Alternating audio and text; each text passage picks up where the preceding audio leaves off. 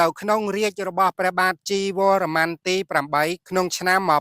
1250ជាងព្រះអង្គគឺជាចៅរបស់ព្រះបាទជីវរ្ម័នទី7ប៉ុន្តែព្រះអង្គមិនគោរពទៅតាមគោលគំនិតរបស់ព្រះបាទជីវរ្ម័នទី7ឡើយគឺព្រះអង្គមាននិន្នាការប្រកាន់ជ្រុលនិយមទៅលើសាសនាព្រហ្មញ្ញសាសនាហើយគាត់ប្រកាន់យោនិកាយតែមួយប៉ុណ្ណោះក្នុងព្រហ្មញ្ញសាសនាគឺមានជាង30និកាយគឺជាង30អាទិទេពហើយគាត់តម្រូវឲ្យមនុស្សទាំងអស់ទាំងមន្ត្រីនាម៉ឺនប្រជារាស្ត្រគ្រប់ឋានានុក្រមទាំងអស់ត្រូវតែគោរពអាទិទេពមួយដូចព្រះអង្គអញ្ចឹងរួចហើយឲ្យបំផ្លាញអាទិទេពផ្សេងចោលព្រមទាំងបំផ្លាញព្រះពុទ្ធសាសនាចោលផងដែរយើងត្រូវដឹងថាព្រះពុទ្ធសាសនាคล้ายទៅជាសាសនារដ្ឋទី2ក្នុងរាជរបស់ព្រះបាទជីវរ្ម័នទី7ដល់រាជរបស់ព្រះបាទជីវរ្ម័នទី8មិនទទួលស្គាល់ឡើយគឺបញ្ជាឲ្យមន្ត្រីរបស់ព្រះអង្គបំផ្លាញព្រះពុទ្ធសាសនាចោលដូច្នេះហើយសង្គ្រាមរវាងសាសនាព្រហ្មញ្ញសាសនានិងព្រះពុទ្ធសាសនាចាប់ផ្ដើមទុះយ៉ាងខ្លាំងក្លាបំផុតនៅក្នុងអាណាចក្រខ្មែរនាពេលនោះមកគឺខ្ទង់ឆ្នាំ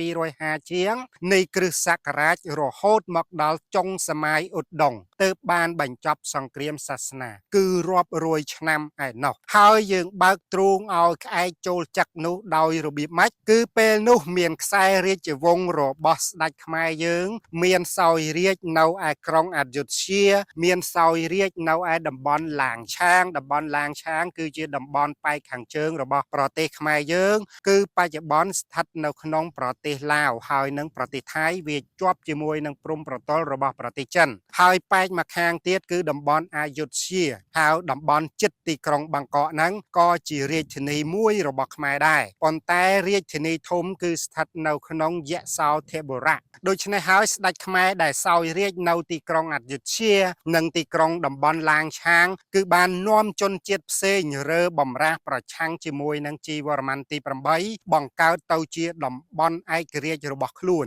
ដែលយើងនិយាយថាប្រវត្តិសាស្ត្ររបស់ខ្មែរទៅជា3នគរហៅថា Three Kingdom of Cambodia គឺបំបែករដ្ឋទៅជា3រដ្ឋរបស់ប្រទេសខ្មែរយើងក្នុងសម័យកាលនោះនៅពេលនោះហើយធ្វើឲ្យជនជាតិផាត់យានិងជនជាតិស្យាមជនជាតិផាត់យាគឺជាអំបូរនីថៃជនជាតិស្យាមគឺអំបូរពួកសៀមហ្នឹងបច្ចុប្បន្នហ្នឹងគេបង្កើតបានទៅជាប្រទេសថៃនាពេលបច្ចុប្បន្ននេះឡើងគឺគេបង្កើតទៅជាកំណរកងទ័ពរបស់គេឡើងនៅក្នុងឆ្នាំ1200ជាងហ្នឹងគ្រាន់តែមិនទាន់បង្កើតទៅជានគរនៅឡើយទេប៉ុន្តែគេបានគាំទ្រជាមួយនឹងស្ដេចខ្មែរយើងដែលងើបឡើងបះបោរប្រឆាំងជាមួយនឹងព្រះបាទជីវរ្ម័នទី